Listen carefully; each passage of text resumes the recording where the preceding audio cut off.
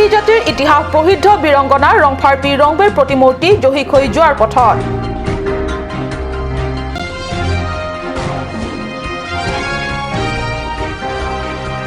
গাঁওৰক্ষী বাহিনীৰ প্ৰতিষ্ঠাপক হৰিনাৰায়ণ বৰুৱাৰ ৪৮তম মৃত্যু বাৰ্ষিকী দিৱস উদযাপন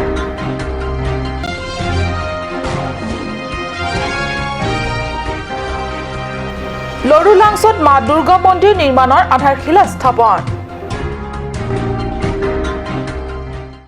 নমস্কাৰ মই সঞ্চয়তা তেৰণপিয়ে কাট নিউজ চেনেলৰ ষ্টুডিঅ'ৰ মজিয়াৰ পৰা লৈ আহিছোঁ আজি দিনটোৰ প্ৰধান বাতৰিসমূহ এতিয়া বিতং বাতৰি কাৰ্বি ইতিহাস প্ৰসিদ্ধ বীৰংগনা ৰংফাৰ্পি ৰংবে প্ৰতিমূৰ্তি সম্প্ৰতি জহি খহি যোৱাৰ পথত ডিফু চহৰৰ প্ৰধান দুৱাৰ মুখত হাজাৰ হাজাৰ শতিকাৰ আগতে কাৰ্বি জাতিৰ অস্তিত্ব ৰক্ষা কৰা বীৰংগনাই আজিও অতন্দ্ৰ প্ৰহৰী থিয় দি আছিল ইমান দিনে কিন্তু নিজৰ ৰাজনৈতিক স্বাৰ্থ ক্ষমতাৰ স্বাৰ্থত কাৰ্যকালৰ সৰহভাগ সময় অতিবাহিত কৰা কাৰ্বি আংলং স্বায়ত্তশাসিত পৰিষদৰ শাসক গোষ্ঠীৰ চৰম অৱহেলাৰ বাবে জহি খহি যোৱাৰ উপক্ৰম হৈছে কাৰ্বি জাতিৰ বাবে ইয়াতকৈ লজ্জাজনক আৰু দুৰ্ভাগ্যজনক কথা আন কি হ'ব পাৰে নিজৰ ইতিহাস আৰু ইতিহাসৰ বীৰ বীৰংগনাৰ প্ৰতি শ্ৰদ্ধা নিবেদন কৰিব নজনা কাৰ্বি জাতিয়ে অধপতন আৰু কিমান বাকী কাৰ্বি আংলং স্বায়ত্তশাসিত পৰিষদত তদানীন্তন মুখ্য কাৰ্যবাহী সদস্য ডাক্তৰ জয়ন্ত ৰংপিৰ নেতৃত্বত ASDCৰ শাসনৰ কালছোৱাত জনশিল্পী বীৰণ সিংহই নিৰ্মাণ কৰি উলিয়াইছিল কাৰ্বিৰ বীৰংগনাৰ এই প্ৰখ্যাত প্ৰতিমূৰ্তি কছাৰী শত্ৰু সেনাৰ পৰা নিজৰ জাতিটোক ৰক্ষা কৰিবলৈ ৰংফাৰ্পি ৰংবেৰ নেতৃত্বত ৰাতাৰাতি নিৰাপদ স্থানলৈ পলুৱাই নি সকলোৰে প্ৰাণ ৰক্ষা কৰা ইতিহাসক জীৱন্ত ৰূপত প্ৰকাশ কৰে এই বিশাল প্ৰতিমূৰ্তিয়ে কিন্তু পৰিষদৰ শাসক নেতাসকলৰ যত্ন তথা চোৱাচিতাৰ অভাৱত প্ৰতিমূৰ্তিকেইটা সম্প্ৰতি একাংশ ফাটি বাগৰি পৰাৰ উপক্ৰম হৈছে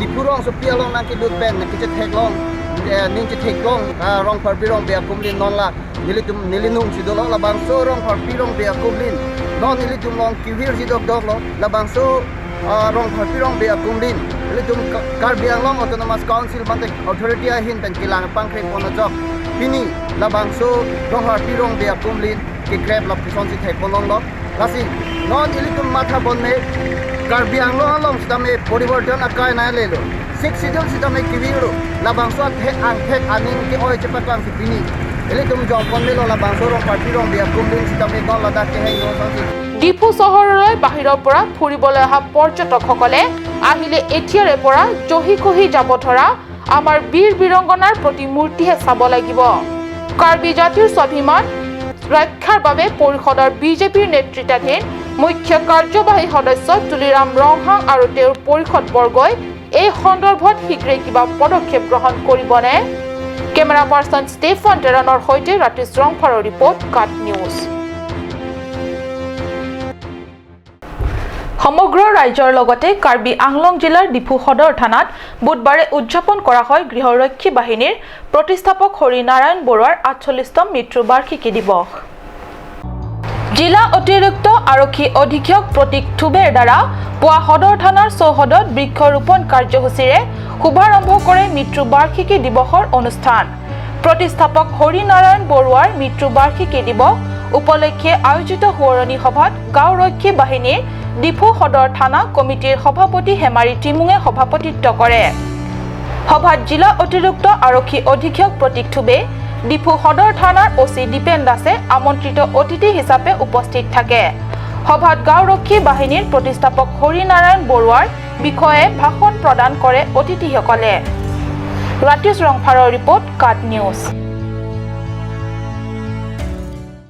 আগন্তুক দুৰ্গা পূজাৰ আগে আগে মা দুৰ্গা মন্দিৰ নিৰ্মাণৰ উপলক্ষেৰে বুধবাৰে লৰুলাংছো তিনিআলিত মন্দিৰৰ আধাৰশিলা স্থাপন কৰে কাৰ্বি স্বায়ত্তশাসিত পৰিষদৰ মুখ্য কাৰ্যবাহী সদস্য ৰতন তেৰণে মন্দিৰ প্ৰতিষ্ঠাৰ বাবে ভূমি প্ৰদান কৰে লৰুলাংছোৰ নিবাসী গকুল সোণাৰে পৰিষদৰ কাৰ্যবাহী সদস্য ৰতন তেৰণৰ ব্যক্তিগত উদ্যোগেৰে নিৰ্মাণ কৰিব এই মন্দিৰ দুৰ্গা পূজাত লৰুলাংশবাসীৰ ৰাজ্যৰ পূজা অৰ্চনাৰ বাবে স্থায়ী মন্দিৰৰ আৱশ্যকতা অনুভৱ কৰিয়ে এই মন্দিৰৰ নিৰ্মাণৰ উদ্যোগ লোৱা বুলি আমাৰ কাট নিউজৰ সাংবাদিকৰ আগত নিজে অভিমত ব্যক্ত কৰে কাৰ্যবাহী পৰিষদগৰাকীয়ে 2003 aningkan litum dakabangke temporarily adim long hedi litum puja lason ningken pan abake litum talon bom lo kusi non nason dambom pen aprang benda litum kadu kabeta isi ani alo tulo je dak permanent puja jongsi building ba puja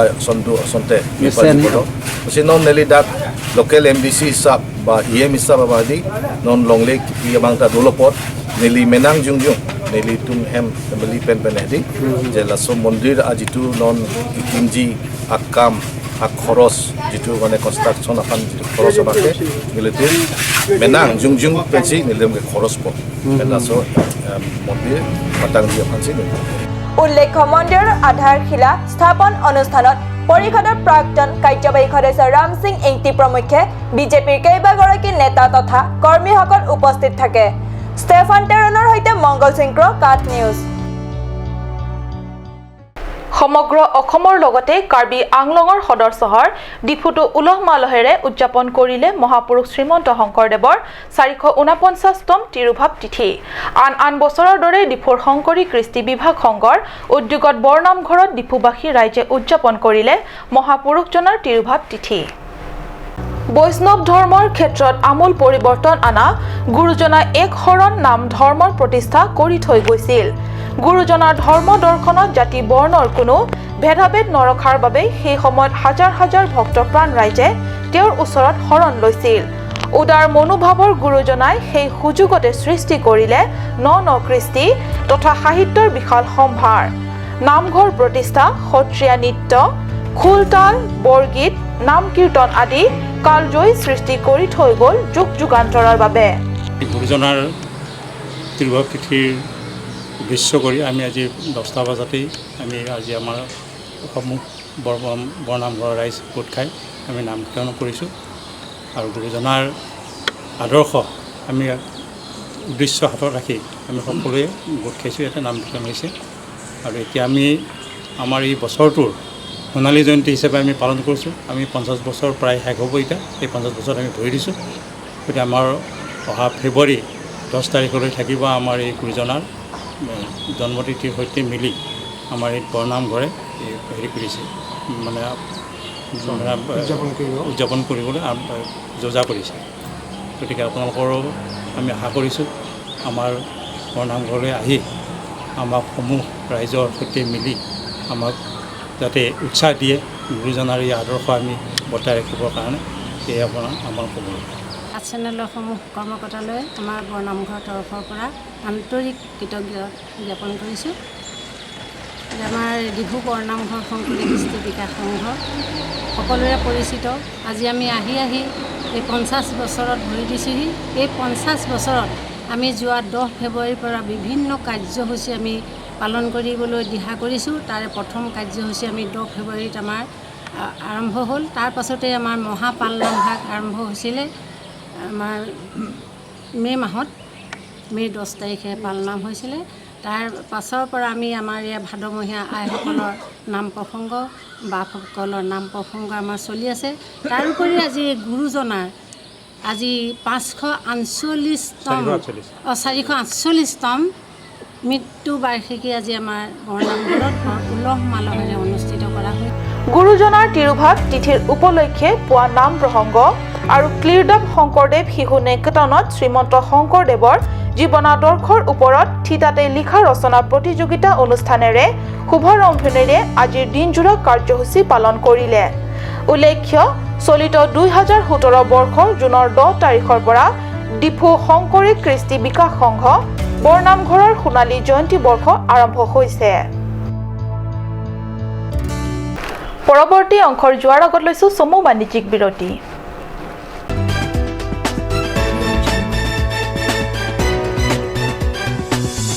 Shortly, a school for playgroup to class 4. Facilities: big and clean classroom, trained and friendly teachers, playway method, creative activities, audio visual, aided teaching, drill, dance and origami. Child development and education. Learning process with parents as partner. St. Anthony's English School, Lower Dilaji, Birla, Difu 782460, Karbi Anglong. Contact 9859609475, 70027709599, 99576075561. Email santanthonyschool@yahoo.com.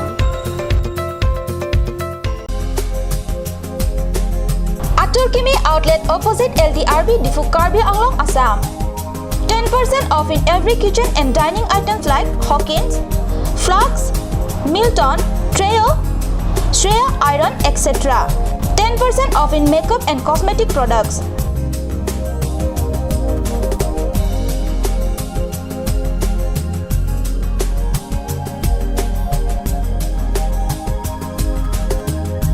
And grocery items.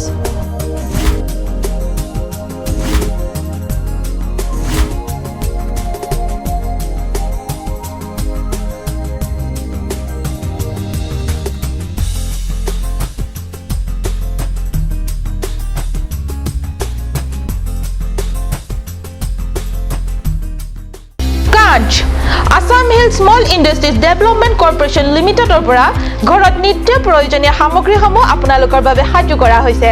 নিত্য প্ৰয়োজনীয় বিবিধ ৰস, ফলৰ ৰস বজাৰৰ দোকানে দোকানে পাব।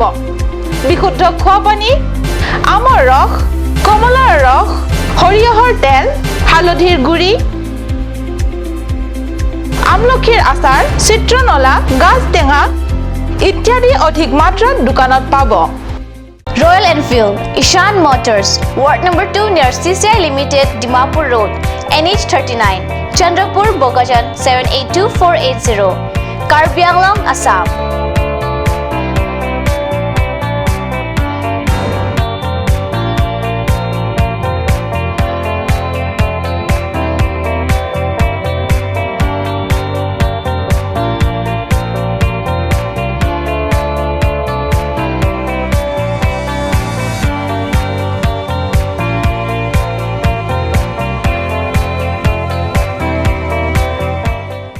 বিশুদ্ধ খোৱা পানীৰ অভাৱ অনুভৱ কৰিছে নেকি? এতিয়া আৰু চিন্তা নাই, কাৰণ বজাৰলৈ আহিল কাঞ্চ ৱাটাৰ। বিজ্ঞানসন্মত উন্নত মানৰ প্ৰক্ৰিয়াৰে প্ৰস্তুত কৰা কাঞ্চ ৱাটাৰে আপোনাক দূষিত পানীৰ ভয়াৱহতাৰ পৰা আঁতৰত ৰাখিব। কাঞ্চ ৱাটাৰ।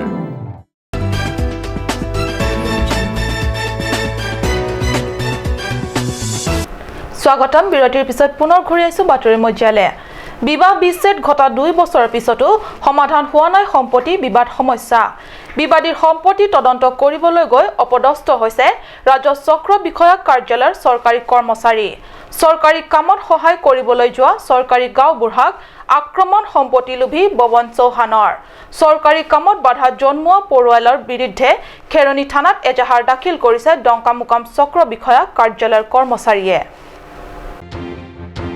পশ্চিম কাৰ্বি আংলঙৰ খেৰণী থানাৰ অন্তৰ্গত খেৰণী চাৰিআলিত এহাল দম্পতীৰ মনাজত বিবাহ বিচ্ছেদ ঘটা প্ৰায় 23 বছৰে হ'ল। কিন্তু এতিয়ালৈকে সম্পত্তিক লৈ দুই পৰিয়ালৰ মাজত চলি আছে দ্বন্দ্ব। উল্লেখ্য যে 23 বছৰৰ পূৰ্বে খেৰণী তিলাহা বস্তিৰ নিবাসী কেদাৰ চৌহানৰ কন্যা নীলু দেৱী আৰু বাগিচা গাঁৱৰ হীৰালাল চৌহানৰ জ্যেষ্ঠ পুত্ৰ ববন চৌহানৰ মাজত সামাজিকভাৱে বিবাহ পাশত আবদ্ধ হৈছিল। কিন্তু বিবাহৰ পিছত এটি কন্যা শিশু জন্ম হোৱাৰ পিছৰে পৰা স্বামীৰ পৰিয়ালে মহিলাগৰাকীক নানান অত্যাচাৰ চলাবলৈ লয়।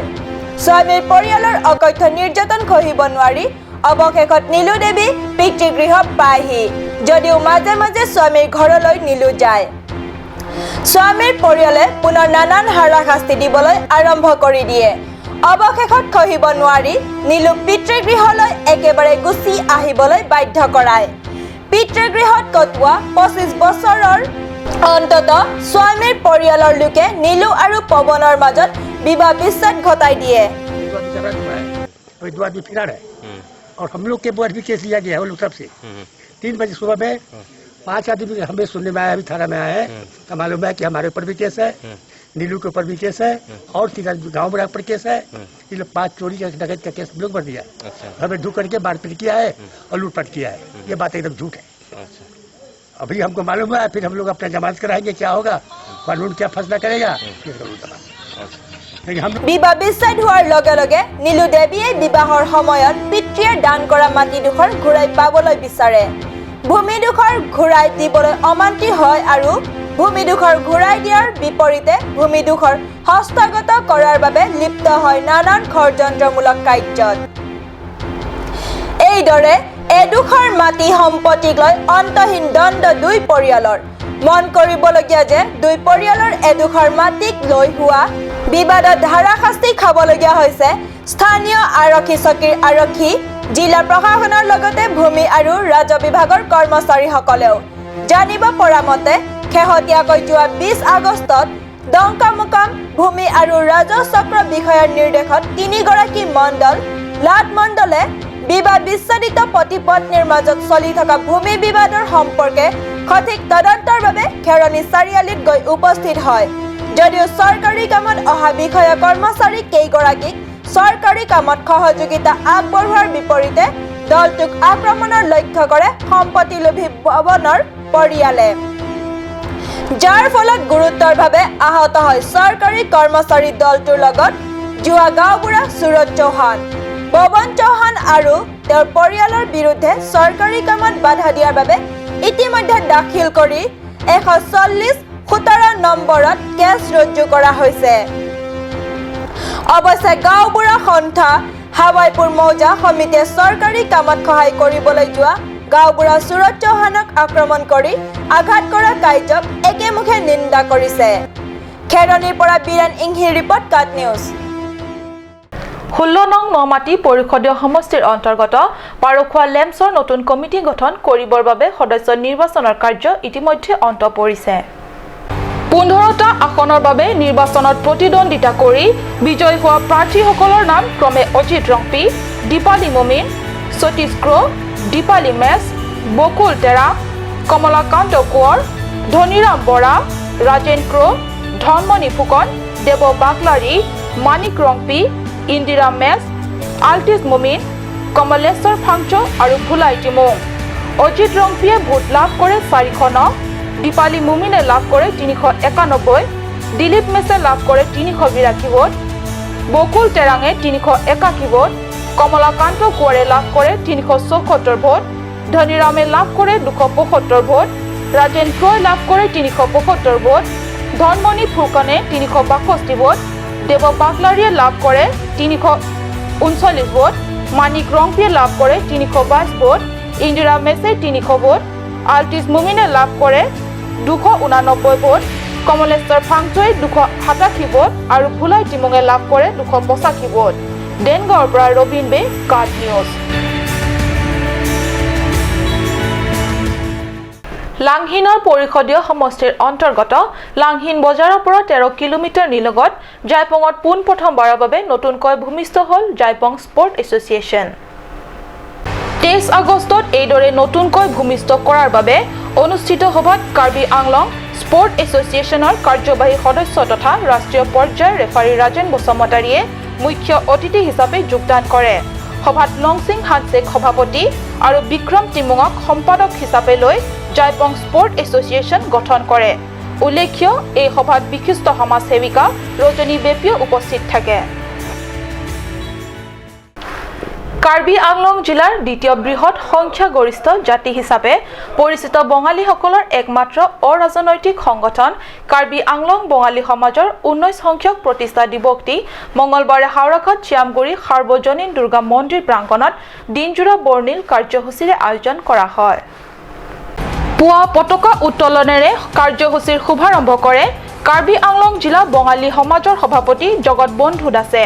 বন্তি প্ৰজ্বলন, স্মৃতি তৰ্পণ, শোভাযাত্ৰা আদি বিভিন্ন কাৰ্যসূচীৰ লগতে এখনি মুকলি সভাৰো আয়োজন কৰা হয়। বঙালী সমাজৰ কেন্দ্ৰীয় সমিতিৰ সম্পাদক অজয় দাসে আঁত ধৰা এই মুকলি সভাত সদৌ অসম ছাত্ৰ সন্থা, নিখিল বড়ো ছাত্ৰ সন্থাৰ প্ৰতিনিধিকে ধৰি কেইবাজনো গণ্যমান্য ব্যক্তিয়ে আমন্ত্ৰিত অতিথি হিচাপে উপস্থিত থাকে। বিহাৰী সম্প্ৰদায়ৰ বিৰুদ্ধে বেশ আছে এবং আগন্তুক দিনে যতদিন কাৰ্বি আংলংয়েৰ বুকে বাংলায় শীৰ্ষেৰ একটা সভা হয়েছে। উল্লেখ্য যে কাৰ্বি আংলং জিলা বসবাস কৰি অহা বঙালী লোকসকলে বহু বছৰ ধৰি সন্মুখীন হৈ অহা সমস্যাসমূহ সমাধানৰ ক্ষেত্ৰত চৰকাৰী পক্ষই কোনো ধৰণৰ ব্যৱস্থা গ্ৰহণ নকৰাত উদ্বিগ্নতা প্ৰকাশ কৰে বঙালী সমাজৰ নেতৃবৃন্দই। 19টা বছৰ কাৰ্বি আংলং বাঙালী সমাজে জাতি ধৰ্ম বৰ্ণ নিৰ্বিশেষে সকলো দলীয় ৰাজনীতিৰ ঊৰ্ধত কাৰ্বি আংলং বাঙালী সমাজে 19 বছৰ কাম কৰি আহিছে আৰু এই সংগঠনৰ লগত জড়িত তথা কাৰ্বি আংলঙৰ বৃহত্তৰ বাঙালী ৰাইজে নিজৰ সৰ্বপ্ৰকাৰ সহায় সহযোগ আৰু ত্যাগৰ জৰিয়তে এই সংগঠনটো আগুৱাই লৈ গৈছে। হৰাঘাটৰ পৰা গৌতম চন্দাৰ ৰিপৰ্ট কাট নিউজ। আজিৰ বাতৰি ইমানতে সামৰিছোঁ। মই সঞ্জয় তাই কাট নিউজ চেনেলৰ ষ্টুডিঅ'ৰ মজিয়াৰ পৰা বিদায় লৈছোঁ। ধন্যবাদ।